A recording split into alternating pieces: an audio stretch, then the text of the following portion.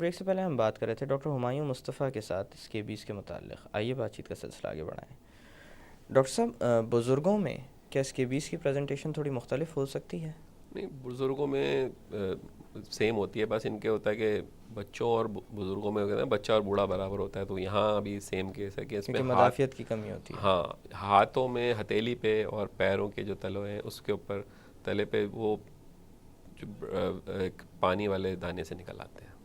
जी, इस किस्म के ये मिल एक सकता वो डायग्नोसिस है। लेकिन जो बुज़ुर्ग हैं, जो ओल्ड एज लोग हैं, उनके साथ ये मसला है कि वो सिर्फ स्केबीज़ नहीं भी हो तो उनके साथ आते हैं चिंग के साथ। है। जी, तो उनका सबसे बड़ा मसला जो है वो अक्सर लोग मिस डायग्नोस करते हैं और उसको स्केबीज़ करके ट्रीट करते हैं।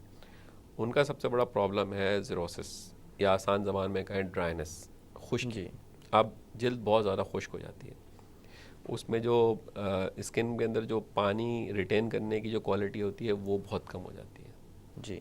ठीक। और उसके जो सीबम की सिक्रीशन है वो भी बहुत कम हो जाती है। और तो उस ड्राइनेस की वजह से ख़ारिश हो रही होती अब है। ड्राइनेस की वजह से ख़ारिश भी होती है और वो फाइन क्रैकिंग भी हो जाती है, जी, और एक इचिंग तो है, और वो ड्राइनेस और छिलके से उतरने शुरू हो जाते हैं, और उसके बाद क्रैकिंग भी आती है। अब एक और भी बहुत बड़ा मसला है कि ख़ास तौर पे सर्दियों में मेरे पास बहुत सारे लोग आते हैं जो मुख्तलिफ़ जगह से आते हैं ट्रीटमेंट लेके, जो इनको लोग स्केबीज़ करके ट्रीट कर रहे होते हैं। होता यह है कि ये लोग जब सर्दी होती है तो बहुत गर्म पानी से नहाते हैं, अच्छा। ख़ास तौर हाँ, पे ये तो हमारे जो एक बुज़ुर्ग नॉर्मल हैं, हैबिट है। चाहे मेल हो फीमेल हो, बहुत, और ख़ास तौर पे जैसे किसी के बैक एक का मसला हो, कमर का दर्द का मसला हो, तो जी, वो शावर में पानी खोल के उसके फ़्लो के सामने खड़े हो जाते हैं ताकि गर्म पानी लगता लगे रहे। और एक मसाज की हाँ, फीलिंग सिकाई आए। होती रहे, जो वो जी, उनके उनके जो मकसद ये होता है कि सिकाई होती रहे। वो सिकाई तो होती है नहीं होती वो एक अलग मसला है, लेकिन जो स्किन के ऊपर की एक जो लेयर होती है जो जी। चिकनाई की, वो हट जाती है अच्छा, और थ्रू आउट बॉडी से जो ऊपर बिल्कुल ड्राई हो जाती है। जब वो अक्सर आप इनको देखें नहा के निकलते हैं, जब वो टॉवल से पानी पहुँचते हैं तो उसके बाद वाइट हो जाती है स्किन बिल्कुल। जी। ऊपर एक एक ड्राइनेस सी, एक छिलका सा आपको नज़र आएगा, पाउडर सा, हुँ, बिल्कुल ड्राई हो जाती है। अब उसके वक्त बहुत ज़्यादा इचिंग होती है, और अच्छा, ये भी इचिंग नाइट टाइम में ज़्यादा होती है, तो इससे अच्छा। अक्सर लोग कंफ्यूज होते हैं। मतलब ये नहाते वो चाहे दिन के जिस वक़्त भी हों, इचिंग रन एट नाइट होती है। हाँ, वैसे तो हर वक्त होती है इचिंग क्योंकि ड्राइनेस, लेकिन रात के वक्त ये बहुत ज़्यादा एग्रीवेट होती है, तो अच्छा, उससे भी अक्सर लोग उसको मिस डायग्नोज करते हैं। तो ये और भी हमारे डॉक्टर हजरात के लिए भी एक तशवीशनाक बात होती है हाँ कि वो इस है, चीज़ को तो प्रॉपर्ली उसको डायग्नोज़ किया ज़रा जाए। ये देख लें ज़रूर, उनके लिए भी मैसेज है डॉक्टर हजरात के लिए, उनको उसको देख लें कि उनको कहीं ज़िरोसिस तो नहीं है, ड्राइनेस तो नहीं है, खुश्की की वजह से भी होगा, तो वो तो बहुत इजीली आराम से ट्रीट हो जाते हैं। और एक और भी मसला है कि ये लोग जब भी इनको इस किस्म का मसला होता है, या तो ये एंटीसेप्टिक सोप्स यूज़ करने लग जाते हैं, जी, जो सब ड्राइंग भी होता है, फिर उनका जो एंटी बैक्टीरियल इफेक्ट होता है वो, एक स्किन वैसी ही चिड़चिड़ी हुई हुई है, उसमें आप एंटी बैक्टीरियल और एलर्जी करता है, तो जी, उनको उससे एक्जिमा के चांसेस बढ़ जाते हैं।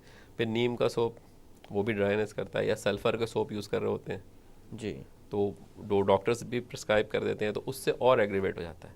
उसका सिंपल सा हल है इमोलियंट, या आम ज़बान में बोल दें मॉइस्चराइज़र। जी। अगर वो सिर्फ मॉइस्चराइज़र यूज़ कर लें, इचिंग के लिए एंटी हिस्टामिन वगैरह ले लें, तो उनका मसला बिल्कुल बहुत अच्छी तरह हल हो सकता है। अच्छा डॉक्टर साहब, स्केबीज़ के मामले में हिफाजत किस तरह की जाए, या प्रिवेंशन मुमकिन है क्या इस मर्ज़ के मामले में? देखें, प्रिवेंशन तो इसी तरह है कि आप स्केबीज़ के लोगों से दूर रहें।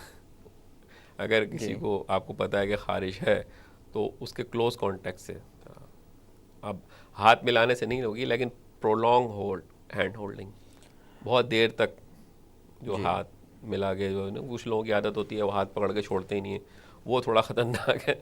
अगर जी, सिर्फ हाथ मिलाने से इस तरह नहीं होगी, लेकिन बहुत देर तक हाथ होल्ड करने से या हाथ पकड़ने से फिर हो सकती है। और बहुत क्लोज बैठने से, किसी के बिस्तर पे, स्केबीज वाले के बिस्तर पे बैठने से, या उस काउच पे या सोफ़े पे बैठने से, उससे जिस पर ज़रूर वो बैठा हो, बैठो। ये बीमारी लग सकती है। अच्छा डॉक्टर साहब, हमारे प्रोग्राम के तवज्जुद से कोई पैगाम देना चाहेंगे आप आवाम को? मैं सिंपल यही पैगाम दूंगा कि इस किस्म के प्रोग्राम्स जो हैं वो करने चाहिए, ख़ासतौर पर जैसे स्केबीज़ है, मैंने बताया लोग इसको समझते नहीं है, बहुत बड़ा मसला है। जिन्होंने ट्रैवल किया है, जिन्होंने थ्रू आउट पाकिस्तान देखा है, तो उन्होंने वो हर जगह का मसला है, मेरे पास हर सूबे का मसला है। तो यही है कि अगर लोगों को एजुकेट करते रहें तो मेरा ख्याल थिंग्स विल गेट बेटर, कि वो लोग समझने लगेंगे, उसको इलाज सही तरह करेंगे। क्योंकि आप छोटे बच्चे को देखेंगे तो इतने तकलीफ़ में होते हैं कि आपको देख के वाकई तरस आएगा उनके ऊपर, कि बहुत बुरे हाल में होते हैं, और वो पैदा होती है उनको एक ना करदा गुनाहों की सज़ा के उनको वो बीमारी एक लग जाती है। तो उस जी। तरह अगर आप उनको, जब तक, अब वो समझते हैं कि हमसे बच्चे का इलाज करके जान छूट जाएगी, लेकिन जब तक पूरी फैमिली ट्रीट नहीं होती, जब तक वो बच्चा भी सही नहीं होगा। बहुत बहुत शुक्रिया डॉक्टर साहब कि आज आपने आपने अपना कीमती वक्त हमें दिया और इस अहम मौजू पर बहुत सारी मालूमात हमें फ़राहम की। आपका भी बहुत बहुत शुक्रिया कि आपने मौका दिया कि मैं उसके ऊपर कुछ बोल सकूं। ठीक है।